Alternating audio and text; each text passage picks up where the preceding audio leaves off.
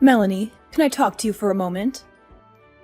It's about that man, Trevor, that you brought over the other day. Are you seriously thinking of marrying that man? Huh? Where did this come from? Yes, I do. I already talked to you about this, didn't I? The whole point of me bringing him over was to let you meet him before we started making wedding plans. Yes, of course. I understand that. But have you not heard anything since then about how he had a change of heart and didn't want to get married anymore? You haven't heard about anything like that? What? What makes you think I would have heard something like that from him? Could you not just casually ask about something with such serious implications? Here I was feeling relieved that it looked like you were getting along really well with him, and now you come out with this talk? Trevor is not the kind of cold-hearted person who would do something like that. Yes, I get it. Your father and I certainly got the impression when we met him that he was quite a sincere person. There's no way I would say something so terrible at someone you clearly have such feelings for. Okay, sure, if you say so. But that just begs the question. Why would you go and say something that sounds like you're expecting the two of us to break up? Yes, well, about that. Melanie, I want you to let go of Trevor and let Emily be with him instead. I'm sorry, what? Don't you I'm sorry, me. I made myself quite clear, didn't I? I think Emily is a far better match for Trevor than you are, so she should be the one to marry him. You think what now? I am not going to repeat myself. You need to break off your engagement with Trevor immediately. Hold on. You're being serious right now. This isn't some elaborate joke you're trying to pull? I had a talk with our family, and it has been decided that we're going to have Emily marry Trevor instead of you. Starting today, we are considering Trevor to be engaged to Emily. What the heck are you talking about? We believe that your cute little sister is more than fit to marry Trevor, so there shouldn't be any problems. You're her older sister. There's nothing strange about giving her something she wants, is there? Yes? There's lots of things strange when it comes to giving away the man who proposed to me. An engagement isn't something where you can just switch up one of the people involved, like you're subbing out an injured football player. There's no way Trevor is going to be okay with this. What are you talking about? There isn't a man on earth who wouldn't be happy to marry Emily. I mean, look at her. She's the most beautiful woman in the area. Everyone agrees. With someone like her still single and being such a good match for him, it's not your place to speak up against the idea. I have absolutely no idea what you're talking about.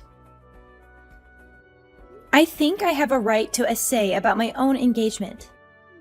Thankfully, whether or not you understand doesn't matter. No matter how much you struggle to accept it, we have decided as a family that Emily will marry Trevor. I'll be contacting him shortly about our desire to break up the engagement. So please try not to get in the way of their love, okay? You aren't going to be the one seeing him anymore, understand? Just be a good girl and let it go. Trevor, are you there? My family hasn't tried to bother you about anything, have they? Oh, Melanie, I was just about to contact you actually. Oh no. So someone's already talked to you, haven't they? Yes, they did. Your mother just sent me an extremely troubling message just a minute ago. It was about her saying that I was to start living together with your younger sister without delay. What? That's what she's trying to get you to do? I mean, I don't think this message is your fault, but this still is a bit much. It really threw me for a loop when I first looked at it. I think I see what happened. When you came to meet my parents the other day, they forced you to give them your number, didn't they? I'm sorry. I should have done something to try to stop them. Don't apologize. Huh? I just told you that I didn't think it was your fault, didn't I? You've done nothing wrong. I only gave your mother my number because I thought it would be essential to keeping track of what her intentions were with me. Well, that, and it probably wouldn't have looked good if I refused the request. Huh? What do you mean, keeping track of her intentions? Well, I didn't tell you about it earlier, but something really strange happened when I came to your parents' house.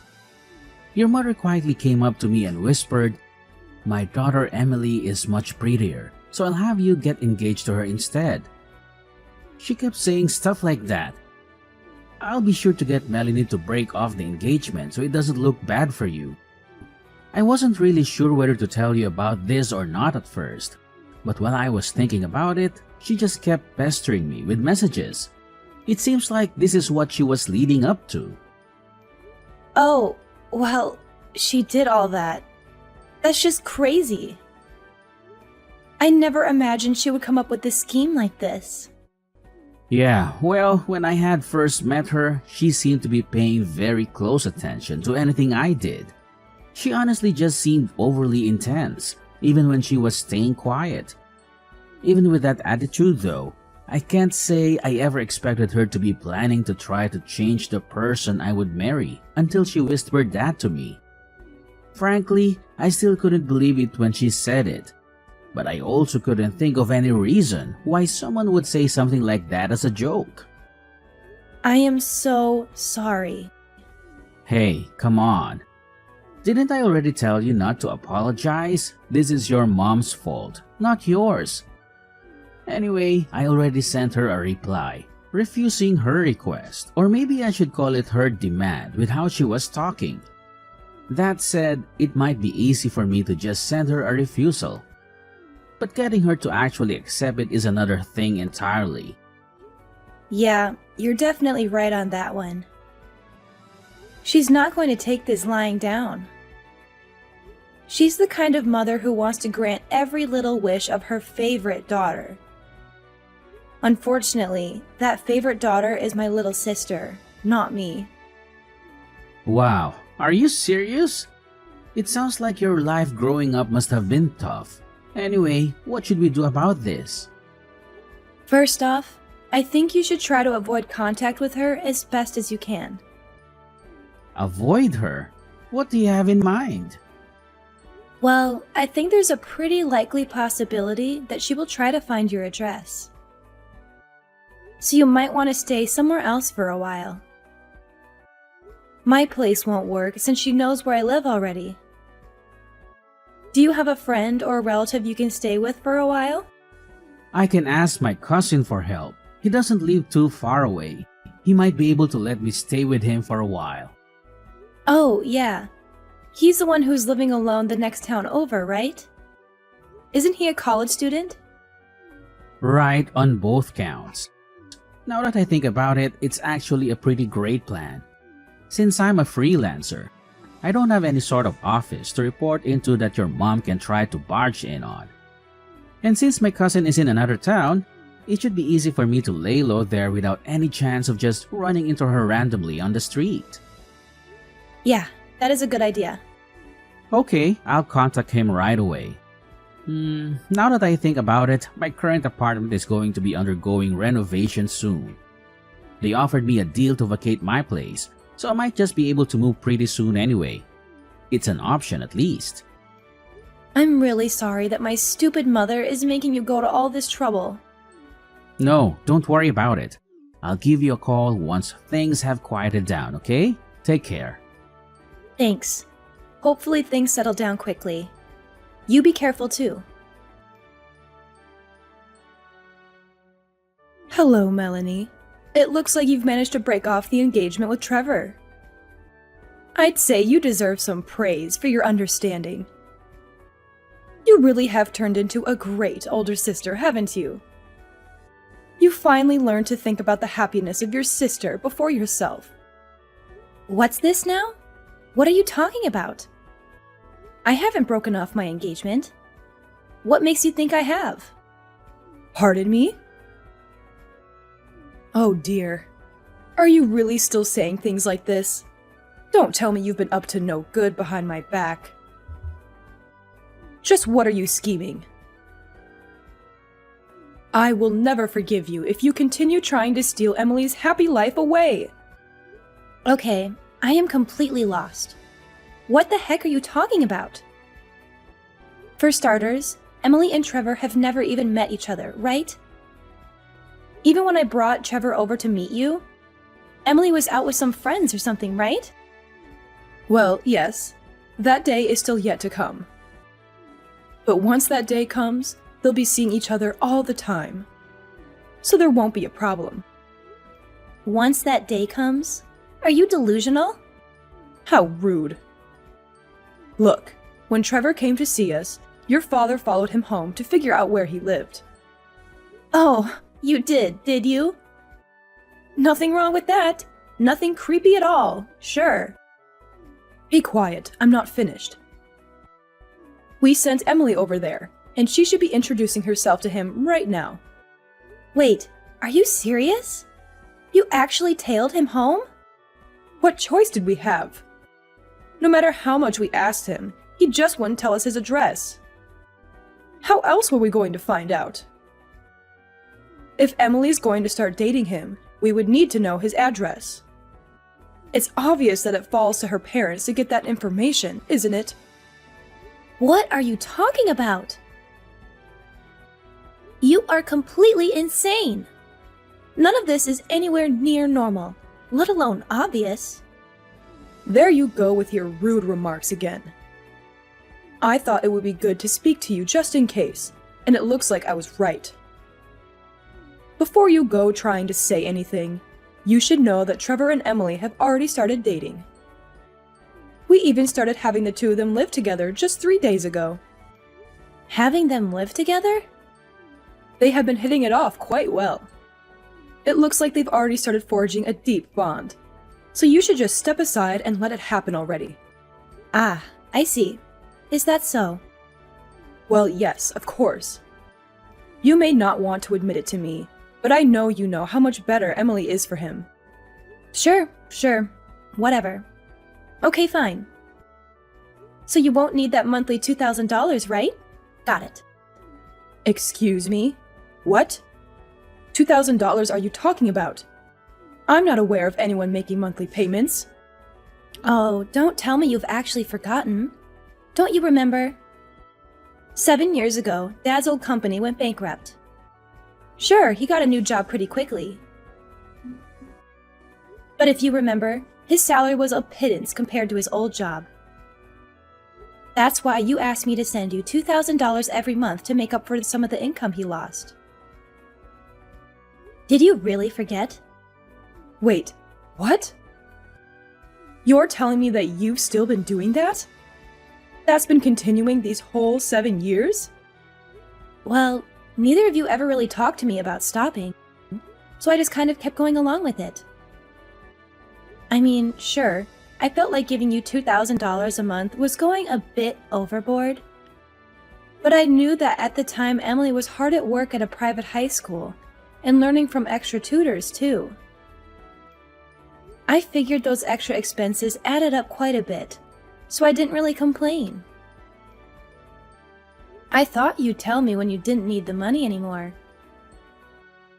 My job pays me well enough that even with that amount going out every month, I was far from destitute anyway.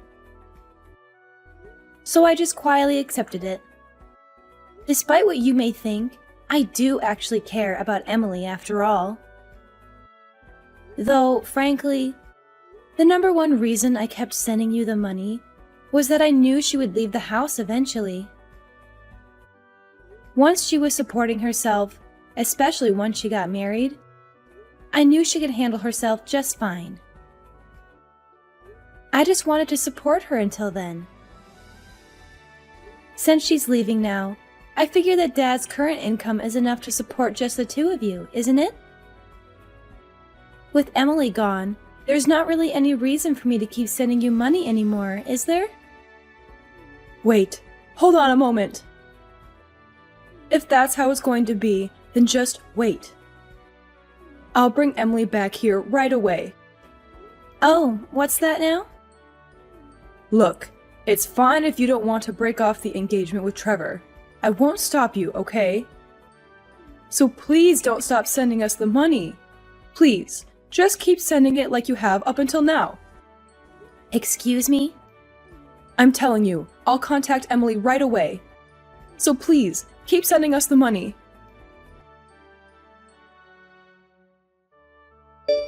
Hey Trevor, the avoidance plan was a great success. Not only that, your idea of moving just made it that much better. Oh, it was? What, did you hear something from your mom? Yeah, you could say that. When you left my house after meeting my parents, it turns out my dad tailed you. That's how they managed to learn where you live. What? He was tailing me the whole way home. Sometime afterward, it sounds like they sent Emily to your apartment. Are you serious? That's not just creepy. That's downright terrifying. That's not all. Mom told me that Emily had started living with you a few days ago. Wait, she said what? No. I haven't so much as seen her. She's not living with me. Relax, I know. I was certain that wasn't actually the case. Though, now that I think about it, if Mom were to have actually sent Emily to your apartment, where is she now? Wait, hold on. Is something wrong? I just got something from Emily. Apparently, she just called me. That's surprising. I don't remember the last time she actually called me. When I call her, she just doesn't respond. She might be calling because of this whole incident. Why didn't you call her back? Good idea. I'll give her a call. I'll talk to you later.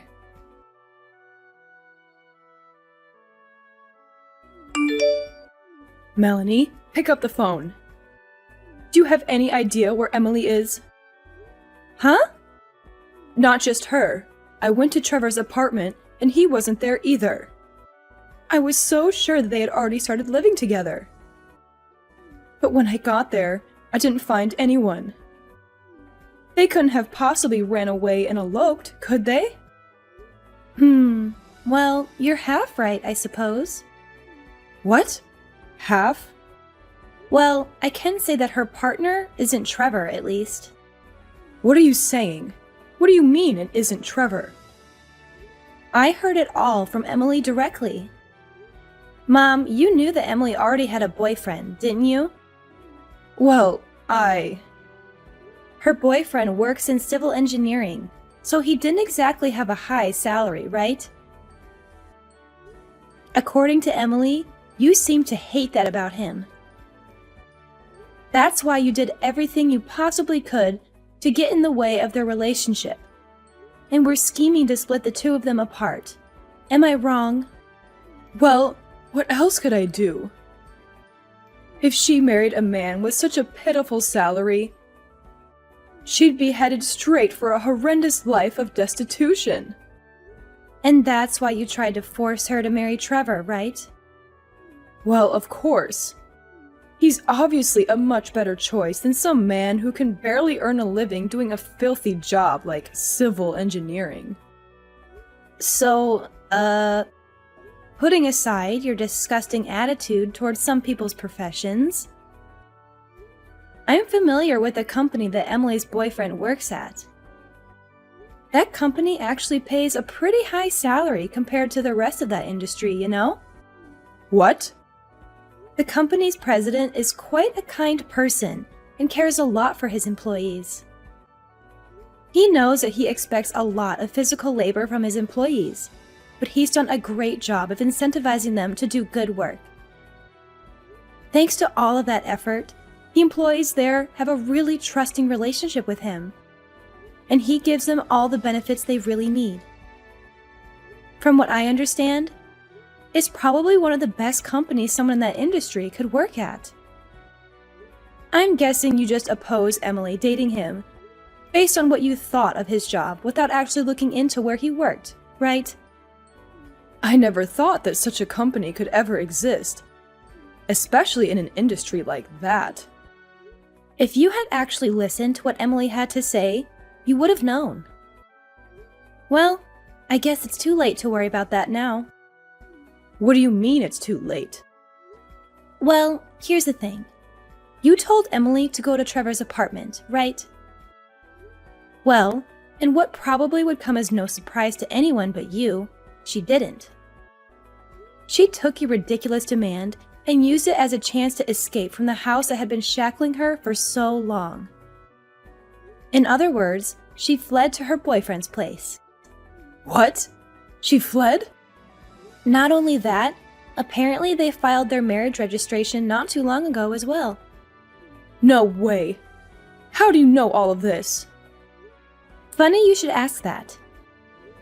For how much you tried to claim I was getting in the way of her happiness, I still care about her quite a lot. So when Emily called me yesterday, we spent a long time talking with each other about what was happening. Sure, I've always been a bit jealous of how you and Dad always doted on her more than me, but she had her own struggles to deal with too. Yesterday was a day I finally got to hear her true feelings. Hey, Melanie, about that $2,000 you've been sending. What?